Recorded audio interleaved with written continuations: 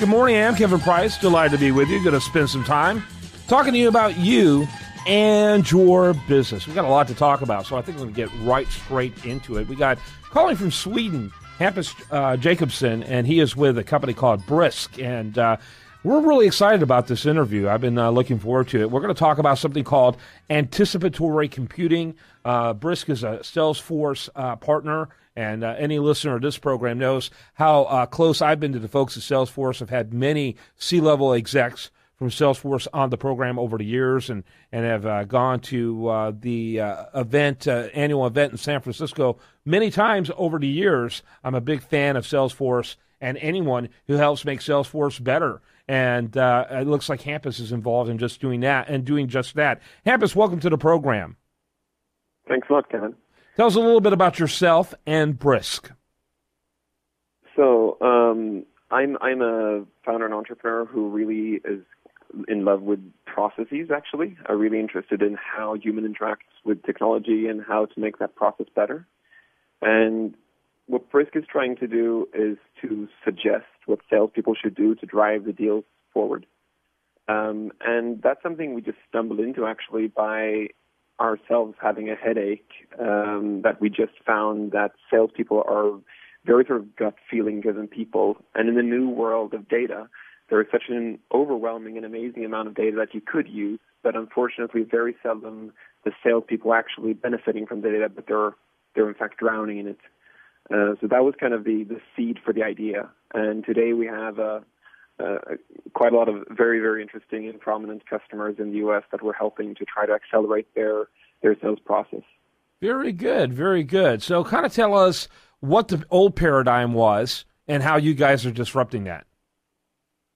I think that if you look at generally the paradigm of search, if we think about the search in the 1990s, we had like Yahoo, for example, that categorized information.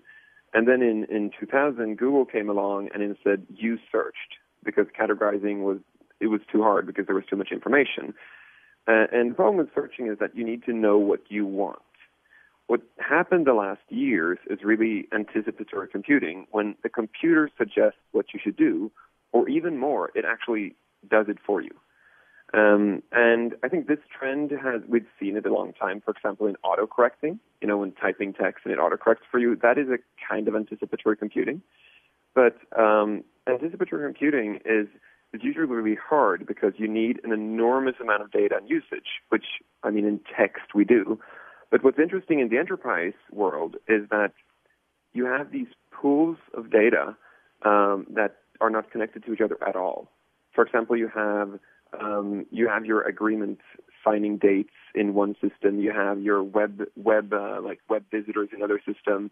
You have a system telling you if people are using your product or not. You're having your CRM to tell you where you're in the deal. And these systems are not necessarily talking to each other. And what Brisk does, it integrates to LinkedIn, to Salesforce, to your email system, to your calendar, and all of these systems that you use. And then it bubbles up and tells you what to do next. So and the nice thing, sorry. Yeah, I was going to say, so, I guess maybe the first stage was just the huge capacity, showing off our huge capacity to accumulate data. Now the next stage is really figuring out how to maximize the utilization of it. Yeah, and I think that what's interesting is that how people are using the data today is that they're gathering all this data, and then they're pulling it into the business intelligence system, and somebody in the analytics department is figuring out something, and then 3 months later they're coming with a huge report to the salespeople and telling them you should do this way instead because we see this pattern. But the problem is then it's always trailing. It's always a quarter too late. Or you have the sales directors who look at the data maybe monthly and figure out that Tom is not calling his customers often enough, and then decides to fire Tom. Mm-hmm. What we instead do is that we tell Tom, call your customers now. And if Tom then doesn't call his customers, then probably he should be fired. But what Brisk essentially is doing, it's helping Tom to excel in the moment instead of afterwards telling him he was doing the wrong thing. Very interesting, very interesting. So talk a little bit about your target markets. What size businesses, and are there any particular verticals that you focus on? We've found that SaaS businesses, software as a service businesses, are extremely good customers because they usually have a product which is connected, and they have a product which is priced somewhere between like $500 to $5,000 a month, sometimes lower than even $500, maybe even $50 sometimes a month. And these companies, they need to have a huge amount of deals going on. And the problem of having a huge amount of deals is that it's very, very hard for the salespeople to keep track of them. If you're a company selling $1 million deals, you might only have one customer to keep track of and remember as a key account manager. Our customers usually they're juggling maybe 20 customers per week or up to even 200 customers per week. And then it's very, very hard for them to remember what to do next, who didn't reply to your email, what agreements have not been signed, who are about to churn, what data needs to be input now. And what Brisk does then is that it, for example, in the case of Tom, it tells to Tom, you have probably forgotten to email CNN after the meeting.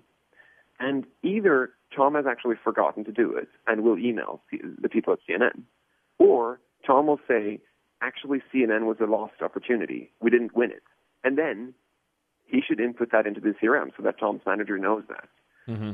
So the interesting effect is that either Tom corrects Brisk and says, you're wrong, but then his manager is really happy for that, or he does what Brisk tells him to, and then he is himself happy for that. And then in turn, of course, his manager later. Yeah. Interesting. So, are there particular size companies that you have, and what's your, target in terms of number of employees? Usually, if we meet a company with less than 10 salespeople, I wouldn't call it meaningful because usually they're very nascent in the sales process. We have customers ranging from 20 salespeople to 1,000 salespeople, so somewhere in that range. We have Evernote as customer. We have Hootsuite. We have Intercom. Hootsuite has 200, 250 salespeople and recruit in droves. Evernote have 25-ish. Intercom maybe 15. And then we have customers who deploy it for department or for a geography that might have. We have customers that have 2,000 or 3,000 salespeople, but then deploy it for maybe one geography to try it out how it improves then before they deploy it worldwide. All right. Hampus Jakobsson, he is the CEO of Brisk. That's Brisk. You can learn more about them at www.brisk.io. Thanks so much for being with us.